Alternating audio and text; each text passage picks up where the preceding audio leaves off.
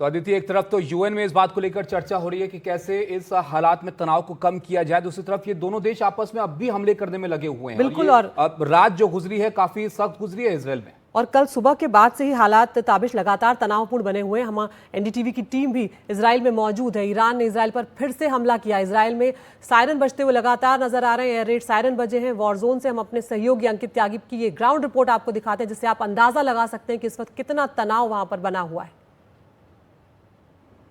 इस वक्त रात के 3:15 यहाँ पे तेल अवीव में है। एयर रेड सायरन है वो बज उठा है और हम कोशिश कर रहे हैं यहाँ पर जो शेल्टर है, जो सेफ बंकर है, वहाँ पर जाने की। यहाँ और shelter this is the one. So the sirens just went out, right? The sirens, yeah.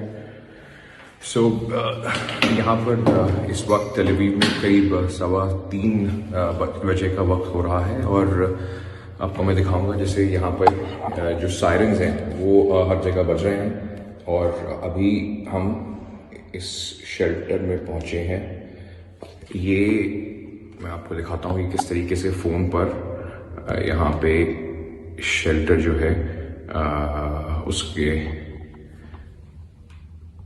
ये देखिए फोन पर ये इमरजेंसी मैसेजेस आए हैं और उसके बाद हम यहाँ पर एक शेल्टर में पहुंचे हैं।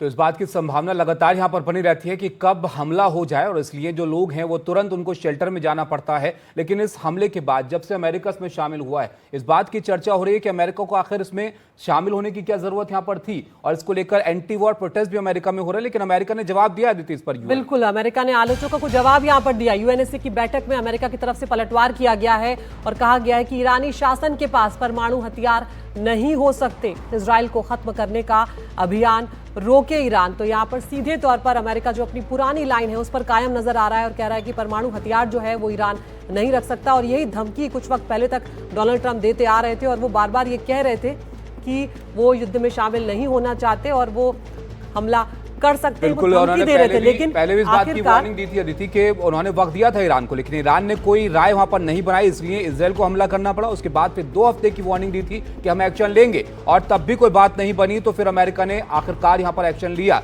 यूएनएससी में अमेरिका ने क्या कहा है यहाँ पर देखिए। डोरोथी शियाज यूएन में अमेरिका के राजदूत हैं, उनका यह कहना था कि वॉशिंगटन के लिए निर्णायक रूप से काम करने का समय आ गया है। सुरक्षा परिषद से आग्रह किया जाए कि वो ईरान से इजराइल को खत्म करने के अपने प्रयास और परमाणु हथियारों के लिए अपने अभियान को खत्म करने का आह्वान करें। बिल्कुल, उन्होंने ये भी कहा कि ईरानी शासन के पास परमाणु हथियार नहीं हो सकता। तो अमेरिका बार बार ये बात दोहरा रहा है कि अपने अभियान को खत्म करने की शुरुआत उसे करना चाहिए। इस सब के बीच में बड़ी खबर एक और सामने आई। यूएनएससी में इजराइल ने भी जवाब दिया है और सीधे तौर पर इजराइल ने यहाँ पर अपने आप को डिफेंड करते हुए ये कहा है कि कुछ ना करने की कीमत विनाशकारी होती। तो यहाँ पर अपनी हर हरकत को, अपने हर एक्शन को इजराइल ने ये कहते हुए डिफेंड किया है कि कुछ ना करते अगर तो हमारे को इसके विनाशकारी अंजाम जो हैं वो भुगतने होते। शुरुआत यहां पर इस बात को लेकर ही हुई थी इजराइल की तरफ से कि ईरान यहां पर तैयारी कर रहा है, एनरिच यूरेनियम उनके पास से हथियार बना सकते हैं, इसलिए उनको हमला करना पड़ा। और उस बात को जस्टिफाई यूएनएससी में इजराइल ने यहां पर किया है कि कुछ नहीं कर दे की कीमत विनाशकारी यहां पर हो सकती थी, इसलिए एक्शन लिया गया है।